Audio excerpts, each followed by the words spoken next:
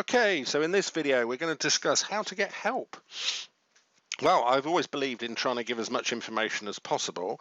So here we are on a transaction template, and you'll see that basically everything has a tag that is mapped to the accounts, between PostTrans and the accounts.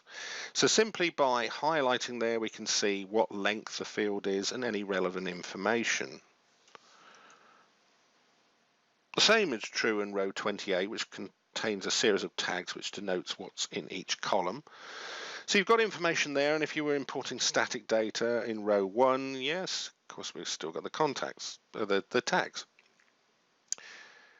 Now also, if we press the tags button, we see obviously the tags that I can map in that spreadsheet, and if I go to the transaction one, we see a slightly more complex one because it has multiple different levels from the transaction lines and the transaction header lines.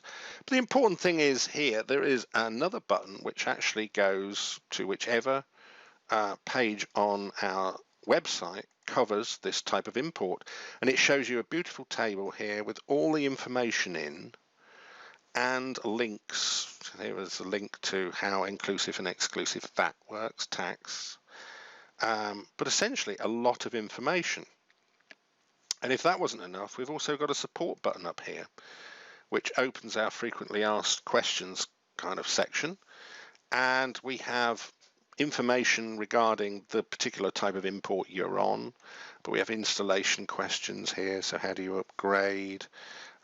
Questions about licensing, how the evaluation period works, online training, which is this course you're probably watching, and various different YouTube videos. And if that should all fail, there is a contact us button, and we prefer people to email in and give as much information as possible. And please try and include an example template, even if it is one of the templates, one of the example templates you've opened.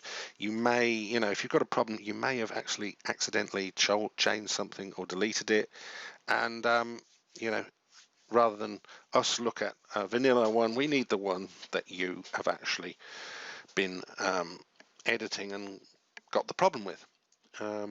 Otherwise, the first question will be, can you send the template in, please? And some screenshots, if you can get screenshots, and exactly how to recreate the problem, not I'll just get this error or this happens. We need as much information as possible.